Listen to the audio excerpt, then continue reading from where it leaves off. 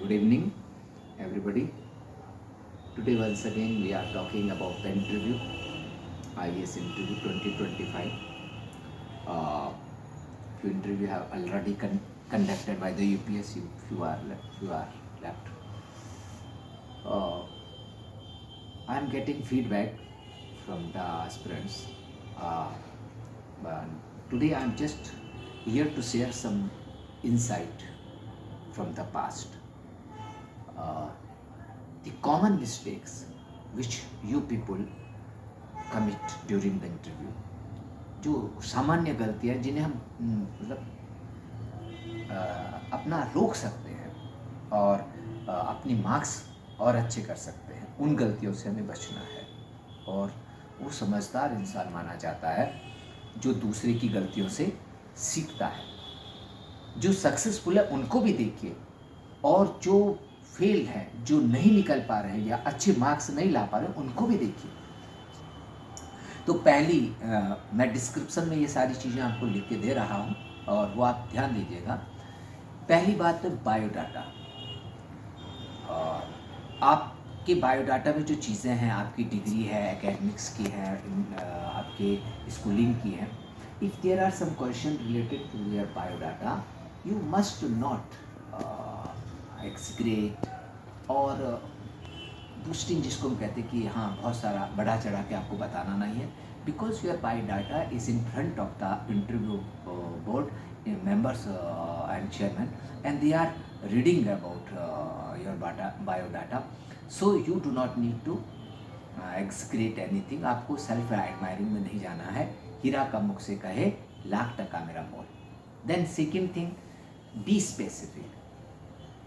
किसी भी आंसर को, क्योंकि you will have 30 minute maximum to reply several question, तो आपको अनावश्यक इधर उधर की बातों में नहीं, पिन पॉइंटेड आंसर देना है। क्योंकि कई बार बोर्ड मेंबर इसका और बोर्ड चेयरमैन वो इसको वेस्टेज ऑफ टाइम मानती है। तो आपको जितना पूछा गया है उतना आप बोलिए। Then third thing is that be realistic. Be realistic का मतलब ये है कि sometime there might be question like that कि why you want to be IAS, आप आईएएस क्यों बनना चाहते हैं। In most cases it is very common, it is common question as well as answer is also very common, कि अधिकतर लड़के यही बोलते हैं कि we want to serve the nation, हम गरीबों की के लिए काम करना चाहते हैं, हम समाज सेवा करना चाहते हैं। तो very very unrealistic. Everybody knows your dream is to earn a lot of money. Counter question यही होता है बोर्ड मेंबर्स के द्वारा कि नहीं नहीं, ये सब बोलने की बात है, आप बहुत सारा पैसा कमाना चाहते हैं, आप नाम चाहते हैं, धन चाहते हैं, प्रतिष्ठा चाहते हैं। Then how you will counter the question, counter that. Be simple.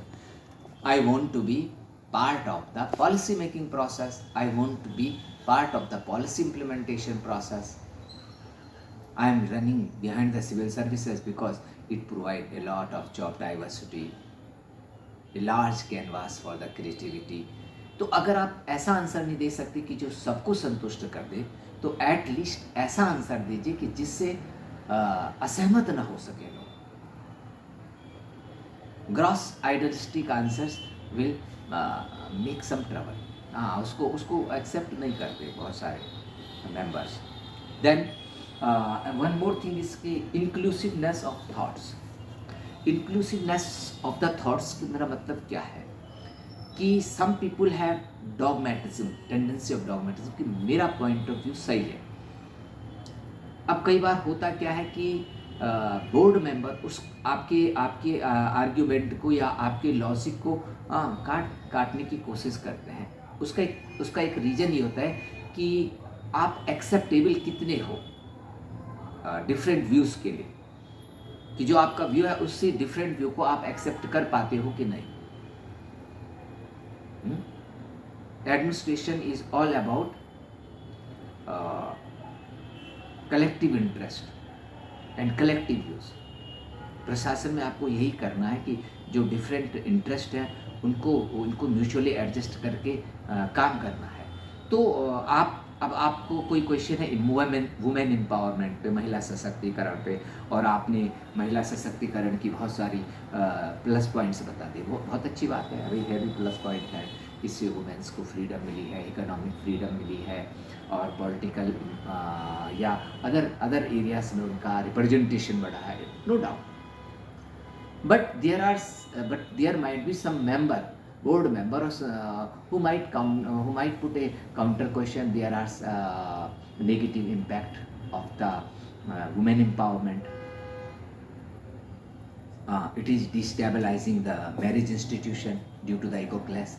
It is destabilizing family institution, क्योंकि पति पत्नी में कमाने की होड़ है, और एक अहम टकराव के कारण परिवार और विवाह जैसी जो संस्थाएं हैं, मूलभूत संस्थाएं हैं समाज की, वो आपका उसको डिस्टेबलाइज हो रही हैं, टूट रही हैं। बच्चों की जो देखभाल है, या बच्चों का जो नई पीढ़ी का जो निर्माण है, नेक्स्ट जनरेशन, ठीक, rearing of the next generation, उस पर असर पड़ रहा है।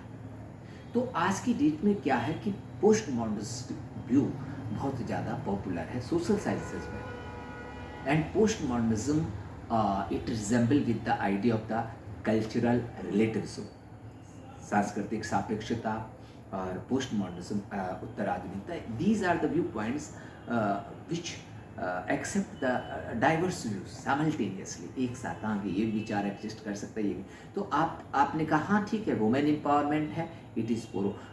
कई आजकल जीएस पेपर 4 में आप इसको इथिकल डायलेमा के रूप में भी पढ़ते हैं, वहाँ भी बहुत सारे क्वेश्चंस ऐसे आते हैं, ठीक। तो post modernism is this discussion is on the interview, and I am just discussing few points related to interview, so I can't go in depth of the postmodernism in this video. If somebody would be interested, I will discuss the concept of postmodernism in some other video. Postmodern, if you will ask, sir, what is postmodernism in simple word? Postmodernism is a viewpoint which legitimate and celebrate the otherness and diversity. कि आपका view भी correct है और दूसरे का view भी correct है, अगर देन यू विल आस्क, और the board member would be ask, जब उस वुमेन एम्पावरमेंट के साइड इफेक्ट्स हैं, तो why we are pursuing this concept of the women empowerment, why we are pursuing the gender budget and some other type of that.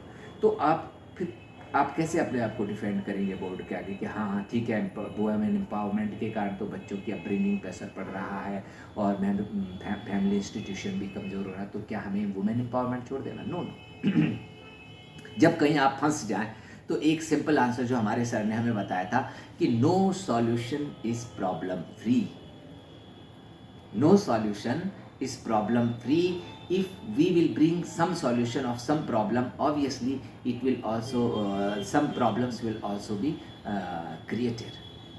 कोई भी समाधान समस्या शून्य नहीं होता, चाहे स्वास्थ्य के क्षेत्र में ले लीजिए, किसी को प्रॉब्लम है हार्ट की, किडनी की, अगर उसको उस प्रॉब्लम से हमें छुटकारा दिलाना है तो ऑपरेट करना पड़ेगा, या कोई और चीज़, तो साइड इफ़ेक्ट तो उसके होंगे ही।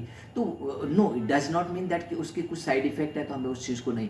The pursuit of women empowerment and any other concept, we should balance the both aspects, positive aspect as well as negative aspect, and we need to minimize the negative aspect and maximize the positive aspect.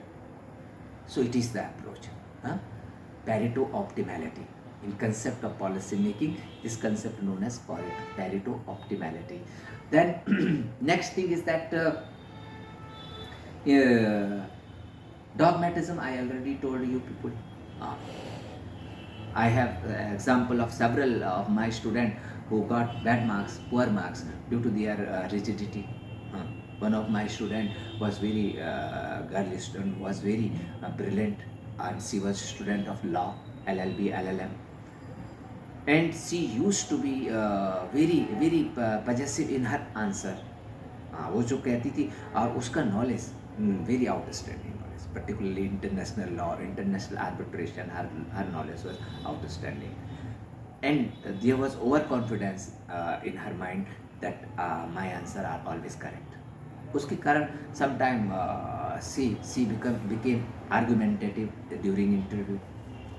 वो that was not in that approach went wrong. उससे क्या होता है कि board member फिर ऐसा question पूछ लेते हैं कि क्वाइट अनएक्सपेक्टेड, जब वो आर्गुमेंटेटिव लॉ के क्वेश्चंस में वो बिल्कुल करेक्ट आंसर देती रहे और आर्गुमेंटेटिव होती रही। अगर किसी ने मेंबर ने उसको टोका कि नहीं ऐसे नहीं ऐसे, तो उसने और सारे एविडेंस और सारे सेक्शंस और वो सब, तो फिर ऐसा क्वेश्चन पूछ लिया कि अगर आप इथोपिया में खड़ी है तो आपके सर के ऊपर कौन सा देश होगा, आपके पैरों के नीचे कौन सा, लेफ्ट में राइट में। Means although she was not a student of the geography, her optional subject was not geography, but she faced that type of question. So you should avoid argumentative, be polite in your answers. And then next thing is that your job profile also very important. If some of you are in corporate sector and you have cleared UPSC exam, obviously in interview you shall faced with this question that why you are leaving corporate sector job, why you are approaching government job, क्यों आना चाहते हो सरकारी सेवा में।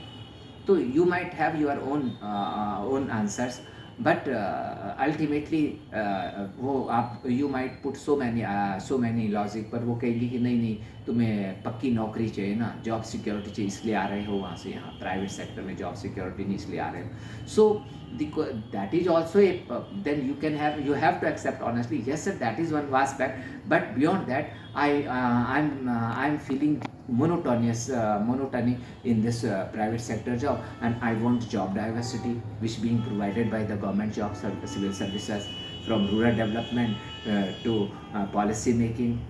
I will have opportunity to work on the different segment, different sector, from tourism to flood management to relief management to disaster management. So many facets of public services. So next thing is the be honest. You people should understand this bare fact that one person can't know everything. Huh? There is a story by Alexander Baron, a man who know everything. If you are showing knowledge, extra knowledge, excessive knowledge, it might not go in your favor. हाँ, कहीं अगर आपको नहीं आ रहा है, आपको लगता है कि ये क्वेश्चन मेरे नॉलेज से या मेरी जानकारी से बाहर है, then just say sorry. There used to be board chairman like Nirmal Singh.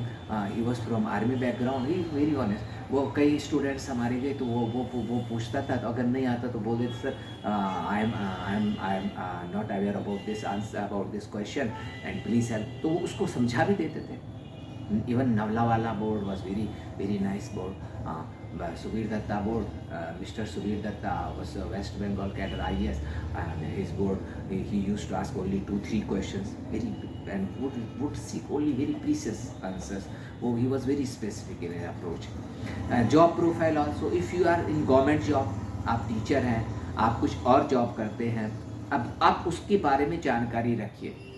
होता क्या है कि कई बार बोर्ड चेयरमैन या बोर्ड मेंबर इस बात से अंदर से ये फील करते हैं कि ये गवर्नमेंट की सैलरी भी ले रहे हैं और दिल्ली में बैठ के तैयारी कर रहे हैं 2 साल से 3 साल से, इनको वो जो काम जिसकी सैलरी है उस काम की जानकारी है कि नहीं। One of my student Pallavi Singh from Banaras, she was already selected in UPPCS district planning officer and district agriculture office, BSc, she was BSc in PCM, PCM. So at that time one very renowned UPSC interview board was of the Mr. Bhurelal ji, and Bhurelal ji was very honest and upright officer. He used to known as the Harishchandra of the UPSC. उसको यहाँ पे candidate कहते थे, ये तो Harishchandra. He was honest officer, upright officer. तो may be कि UP cadre में वो रहे थे और कभी कानपुर के DM भी रहे थे। तो when he got Pallavi Singh, अच्छा डिस्ट्रिक्ट एग्रीकल्चर ऑफिसर यहाँ, अच्छा तो बताइए कि बनारस की और Kanpur, because her home district was Banaras, difference between the soils of the Kanpur and Banaras, she was unaware, उसको पता ही नहीं था। सो वो इतना ज़्यादा झुंझला गए थे, बताती है वो लड़की वापस आके बताती है कि सर वो बीच में उठ गए थे। सो जो आप काम कर रहे हो करेंटली, जिस भी आप पोस्ट पे हो, you should know all the aspect of your work and practical aspect. Bookish knowledge will not work. आप बुकिश आंसर मत दीजिए. So these are the simple tips. I hope these tips will help you people. And if you have some question, any question related to interview, related to general awareness, or any other topic related to the if you are facing some difficulty in replying some personal question which you have, आपके कोई व्यक्तिगत प्रश्न है जिस पे आपको लगता है कि मेरे को इसका एग्जैक्ट आंसर नहीं समझ में आ रहा है, तो you can send me question. You can comment, and my email address is also here. You can send me email. Best of luck, good luck, and thanks for being with us.